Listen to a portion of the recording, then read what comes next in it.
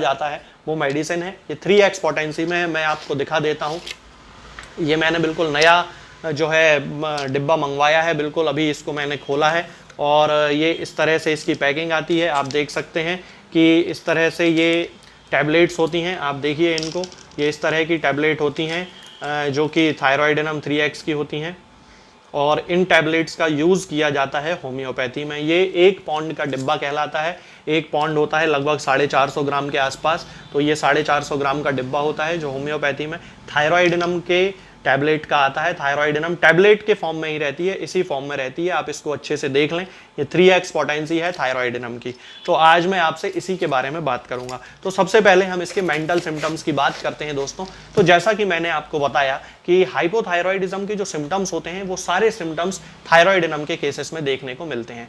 Mind से related symptoms में सबसे ज्यादा जो प्रॉब्लम होती है वो होती है मूड स्विंग की, इरिटेबिलिटी की, स्टूपर की, यानी कि चिड़चिड़ापन बहुत ज्यादा आने लगता है, चीजों को समझना नहीं मुश्किल हो जाता है कि आखिर करना है तो करना क्या है, इस तरह के ये सिम्टम्स आने लगते हैं। कभी कुछ ज्यादा सिवियर कंडीशंस जो होती हैं उनमें कोई जो लेडीज खास तौर से होती हैं वो कभी कभी बैठे बैठे रोने लगती हैं, उनको कोई पुरानी बात याद आ जाती है और अचानक बात करते करते ही उनको रोना आ जाता है। छोटी छोटी बातों पे झगड़ा करने लगती हैं, बहुत जल्दी उनको गुस्सा आने लगता है। पहले वही जो लेडी होती थी, पहले उसका नेचर बहुत अच्छा था और सभी लोगों से बड़े अच्छे मिलजुल के रहती थी फैमिली में, लेकिन जब से उसको इस तरह के हाइपोथायरॉइडिज्म डेवलप हुआ है तो हाइपोथायरॉइडिज्म के कारण उनको इरिटेबिलिटी डेवलप हो गई है, मूड स्विंग हो गया है उनका, और बैठे बैठे ही छोटी छोटी बात पे उनको हर्ट हो जाता है, बड़े जल्दी ही कोई बात उनके दिल में लग जाती है और इस तरह से उनके जो मेंटल सिम्टम्स होते हैं वो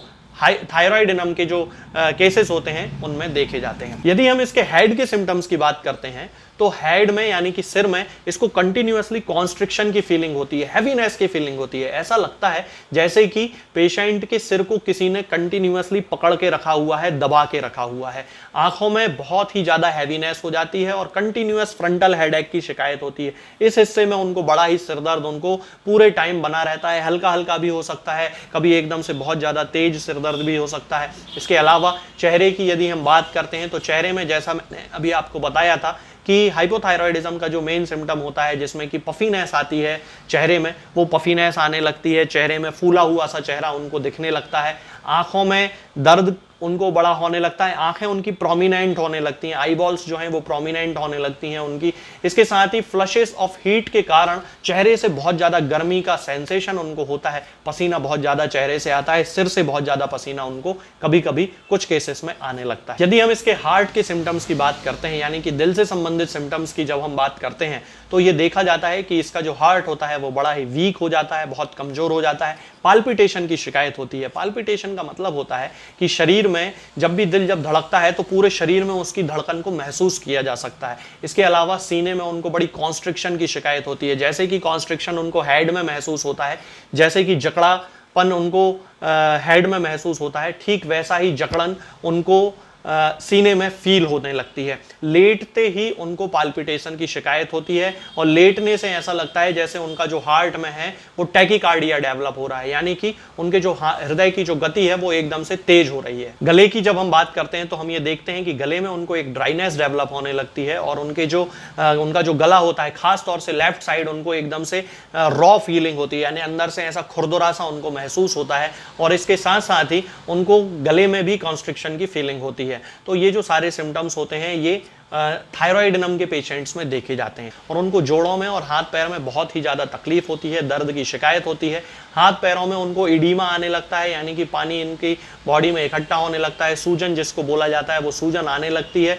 यदि हम थायरॉइडिनम की डोज की बात करते हैं, यानी कि ये जो थायरॉइडिनम है, इस तरह की ये जो टैबलेट्स हैं जो मैंने अभी आपको बताई हैं, ये टैबलेट्स, यदि हम इनके डोज की बात करते हैं दोस्तों, तो थायरॉइडिनम को हमें 3x पोटेंसी में जब हम यूज़ करें तो उसकी 4 टैबलेट दिन में 3 बार हमें यूज़ करना चाहिए। इसके साथ ही यदि 30 पोटेंसी में हम उसको यूज़ करते हैं तो फिर उसकी 2-2 बूंद सुबह और शाम, या फिर सिम्टम्स की इंटेंसिटी और फ्रीक्वेंसी के आधार पर उसका डोज डिसाइड करना चाहिए। तो ये जो मेडिसिन होती है दोस्तों हाइपोथायरॉइडिज्म के लिए लगभग एक स्पेसिफिक मेडिसिन है, तो इसका यूज जरूर करना चाहिए। आपकी एलोपैथिक मेडिसिन चल रही है उसके साथ ही आप इसका यूज कर सकते हैं, बिल्कुल कोई भी दिक्कत नहीं है। इसको जरूर यूज करना चाहिए, डॉक्टर से एक बार कंसल्ट जरूर कर लें।